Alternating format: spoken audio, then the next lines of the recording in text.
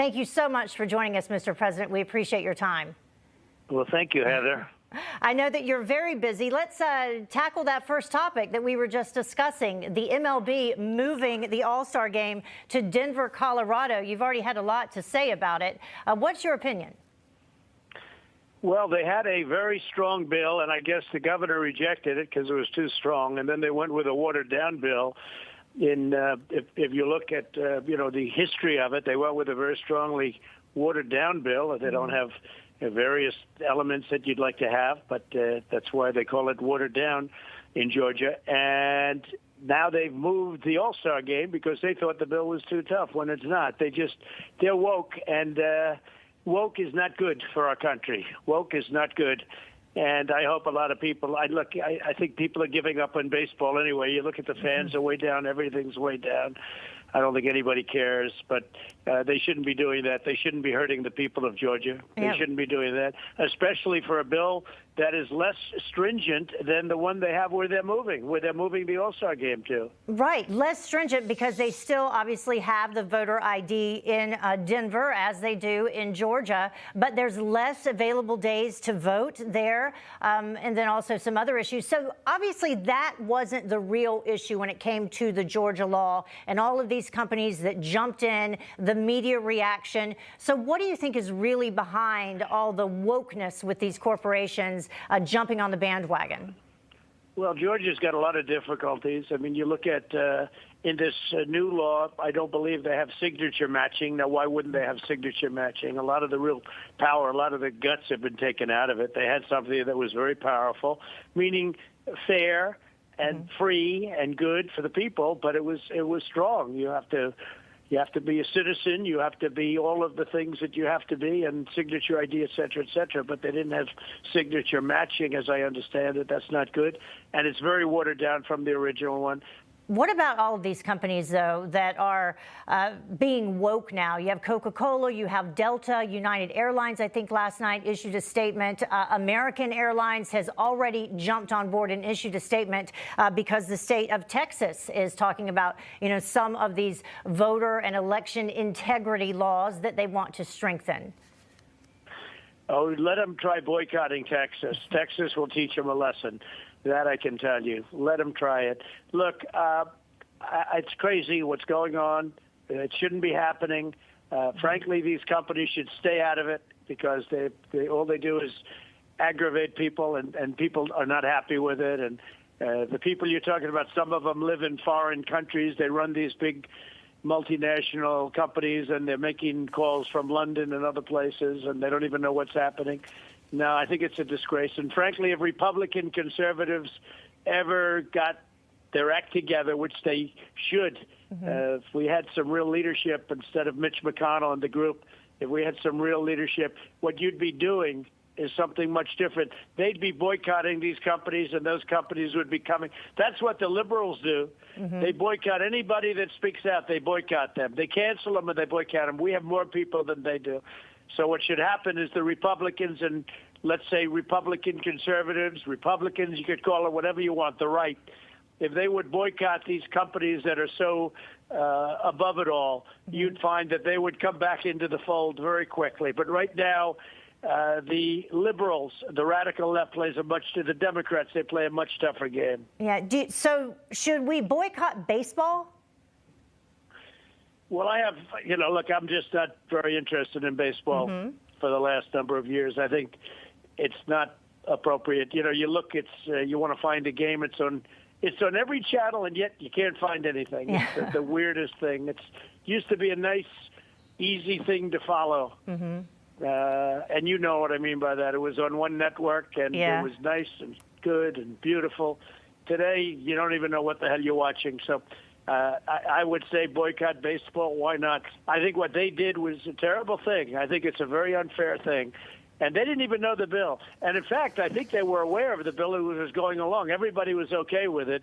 Then as soon as Stacey Abrams speaks up, they end up folding. And it should be the opposite. We have more people than they do. Well, why is it we don't use the power of the people? The people should boycott those companies that are all of a sudden so righteous. And you would find that they would come right. They would be right back because the bill it's a weak bill. Mm-hmm. It's a weak bill. They do have voter ID, which is a great thing. You should have. But even that's probably a little bit on the watered down side from what I hear. But we don't have signature matching, which is a big deal. Just one of the many crises that are going on right now is the border situation. Yep. I did want to get your comments on that because there's reports out today that the Biden administration is now going to follow through once they pulled the plug, but now they're talking about going back and constructing the wall in the parts that were not yet complete. One of the many things that they reversed immediately without going down there to the border and determining what could or could not be done. What do you think that the Biden administration needs to do to fix it right now? Well, I think it's great that they reversed themselves, but a lot of damage was done because we were going to have that wall almost complete. It delayed 2.5 years because of lawsuits. The Democrats sued us in Congress, many, many suits, and we won all of the suits, and we started building it, and we were almost finished, and then they called an end to it, and it's just incredible. Mm-hmm. But if they agree that they're going to complete it, it's very little to complete. If they agree that they're going to complete it, that's a great thing. That's a very positive step. I want to ask you about the Biden administration and foreign policy. A lot of folks questioning his health and issues that he's had. We didn't have the press conference until 64 days in, and then we had China, North Korea, Iran, and Russia, who have all challenged him from day one. When it comes to foreign policy and what the Biden administration is doing, specifically North Korea, not even taking their phone call. Obviously, you had a relationship with Kim Jong-un. Have you spoken to him, and what do you think about the Biden administration when it comes to North Korea? Well, I had a very good relationship with Kim Jong-un. In the end, we started off rough, but we got along very well, and we like each other, and it was a good thing. If you remember, when I first came in, everyone thought we were going to war with North Korea, and that didn't happen. Now I notice that it's a very bad situation, and very bad situation with China. China never spoke to me the way they spoke to our representatives. They never spoke to us that way, ever. The way they spoke to our people in Alaska was horrible. And if you look at Iran, Iran is now, we would have had a deal done very quickly with Iran the way it should have been done. And now they're talking about going back into the Iran deal, which is unthinkable. Right. Everything. It's just nobody's ever seen anything quite like it. And Why the Middle East, we had peace. We were going to have total peace in the Middle East. The Abraham Accords were incredible and acknowledged to be incredible. And then, of course, I came up with a vaccine. We pushed people like they've never been pushed before at the FDA and elsewhere, and got a vaccine done in 9 months instead of 5 years.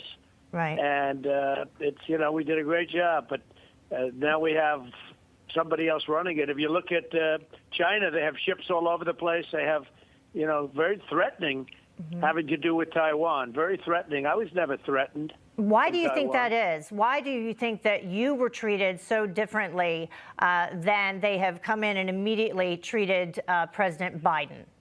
Well, they have to respect your leader, and they have to respect your leadership. And if they don't, it's going to be very tough. Russia, the same thing. You look at what's happening with Russia. Russia's very aggressive now.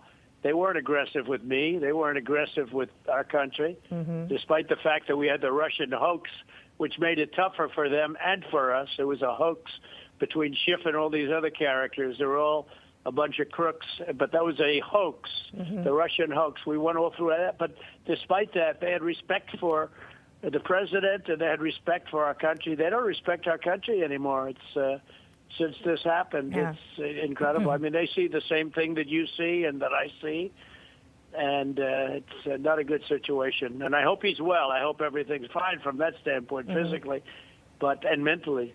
But I certainly hope he's well. But countries are not respecting our leadership, that's for sure. Do you think that he is capable of doing the job from what you've seen? I mean, you had to do the job. You're working 24 hours a day. People would actually laugh about the fact that you rarely seem to be ever sleeping, but it does take that kind of initiative and drive to do the job. Do you think he is up for it, or do you think someone else is doing the job right now? Well, it does take that kind of drive, and it takes tremendous strength and enthusiasm and everything that you can imagine. I mean, you need the highest levels of every ingredient necessary. I mean, it's a full-time. When I say full-time, it's 50 hours a day, and you understand what I mean by that. Right. It's a lot of work, and I think other people are making most of the decisions, but I may be wrong about that. I don't know. Right. Look, I debated him, and I was, a little surprised at what was being said. Let's talk about. I don't really know him very well, but Right. to be honest with you, somebody's making decisions. Let's put it this way: Bernie Sanders, if he ever won, he would never have gone anywhere near this. He cannot believe what's going on. This is Bernie Sanders on steroids. Our country's becoming a socialist nation. This is Bernie Sanders on steroids. And the only good thing to come out is now they finally agreed, after screwing up the construction, which was going along perfectly, is going to be finished soon. They finally agreed to rebuild or to complete the wall, which shouldn't take them a long period of time. But that's a good thing. That's a very good thing. I wanted to ask you about vaccines. But let's put vaccines on hold for just a moment. And since you talked about Bernie Sanders, the infrastructure plan that everyone is talking about that includes everything under the sun other than infrastructure. Usually, at least under your administration, infrastructure was bipartisan. It was a bipartisan effort. This administration seems to be making no effort to be bipartisan when it comes to either COVID relief or this multi-trillion-dollar infrastructure plan that includes the Green New Deal, and what they're calling human infrastructure. What do you see as the path moving forward for any type of bipartisanship, and what happens when it comes to taxes? They're talking about reversing the corporate tax rate that you lowered and raising it again to 28%. Well, you have companies leaving our country. I brought them back. So many companies came back, and they invested money in the country, like numbers that nobody can even believe. They weren't able to bring their money back in because of the tax structure was too high, so they left their money do all of the work in other countries, and it was coming in by the trillions. And it was a great thing what was happening, and all of that's going to be reversed. It's a very sad, including jobs. We had the greatest job numbers in history. Nobody's ever had numbers even close. And all of that now, and I did it twice, because I did it once, and then the plague came in from China, and then after our foundation was so strong. We're doing better than any other country in the world right now, and that's because of the foundation that we built economically. And even with COVID, they used to say, oh, look at Germany and look at France and they're all shut down. They're in a desperate position right now, and we're open. Where we have good Republican leadership, like in Florida and Texas and some of the other places. I mean, we're open and doing, really well, and doing better numbers than the places that are closed, like New York. Better numbers medically or with COVID. We're doing much better numbers in the states that have been opened and run by Republicans. So, look, I think it's very sad when you watch what's happening. And, again, the only glimmer is they want to finish the wall now. That was a big mistake. And at least they're, I'm not knocking them. I'm giving them maybe the opposite of that. At least they're willing to say we made a mistake and we're going to finish the wall. Well, you mentioned, a glimmer of hope. Looking forward to 2022, you have been out there already endorsing some candidates. Who would be your next big endorsements that you would make? Well, we have a lot of them coming up, you'll see, and everybody wants the endorsement, because if they don't get the endorsement, they're not going to win. For the most part, they're not going to win. We just endorsed a fantastic young woman from Louisiana, as you know, and she ended up winning in Congress. Her husband passed away, COVID-19. He just got elected. He was Congressman-elect.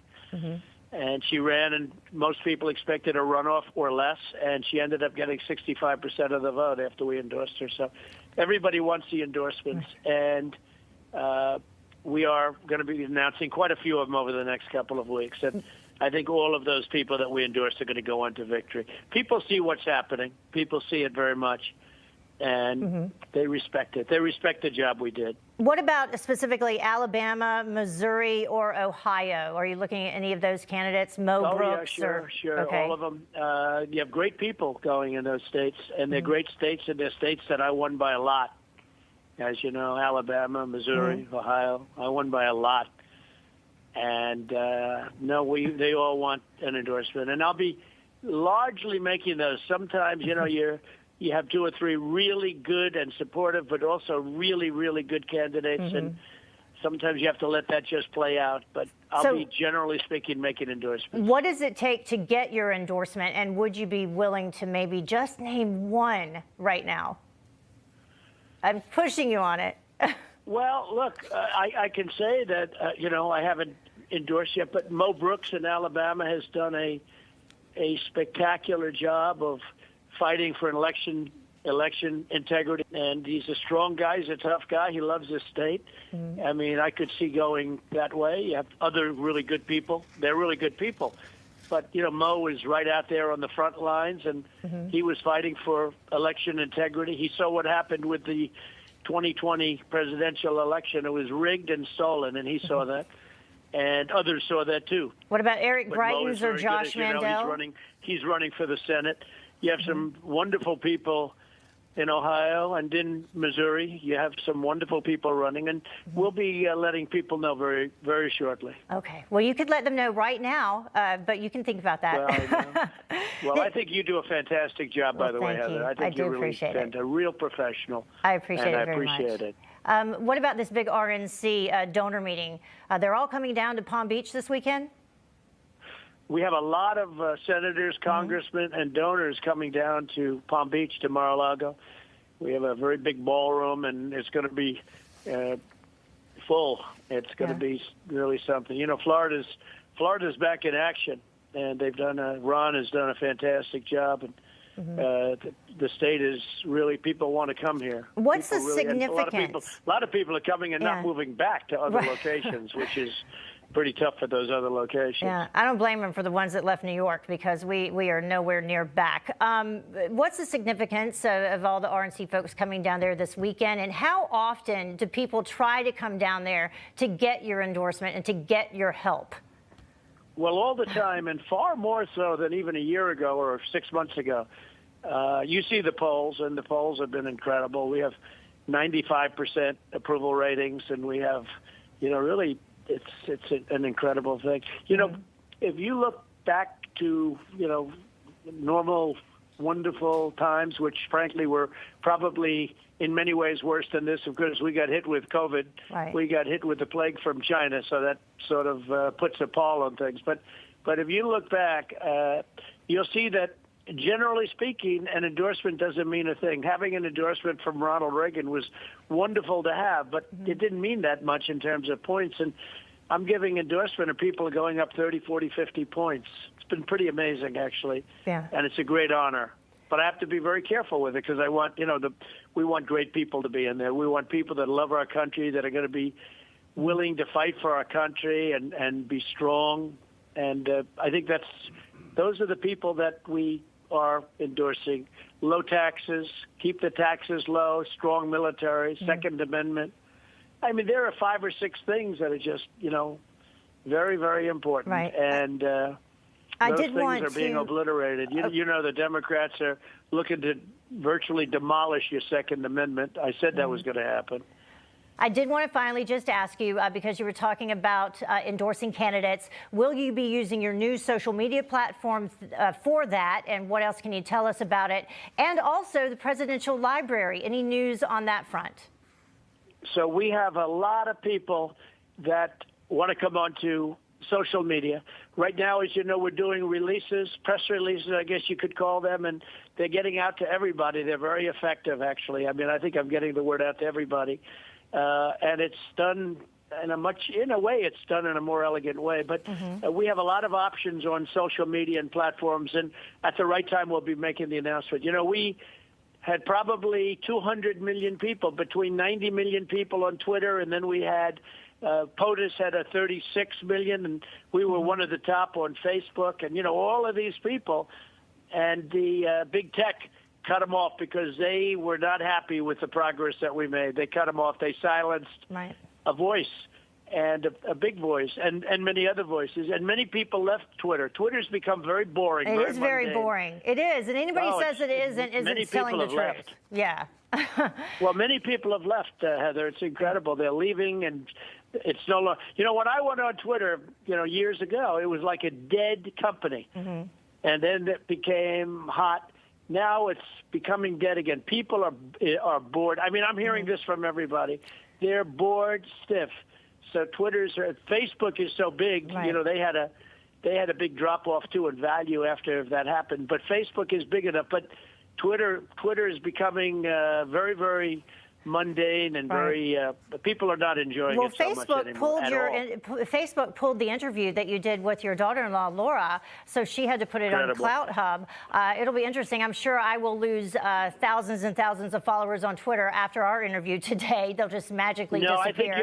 I think you'll gain a lot of respect, actually, because you're one of the people that tells it like it is. No, you'll gain a lot of respect. When you speak up and when you tell the truth, ultimately, like they haven't silenced me. I'm getting my voice out just as good as I did if I had Twitter, and I get in less trouble because I don't retweet people that perhaps after you do massive research, you'll figure you shouldn't be retweeting.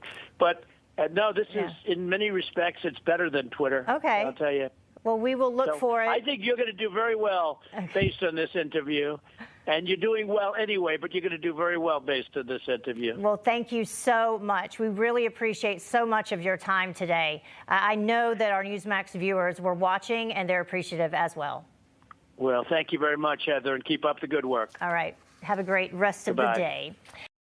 Hey, I'm Rob Finnerty. Thanks for watching. If you enjoyed this video, please join the conversation in the comments below. Don't forget to subscribe, too. Hit the bell icon to be alerted to breaking news. And remember, there's a whole lot more on Newsmax TV, America's fastest growing cable news network. Newsmax TV, we're real news for real people.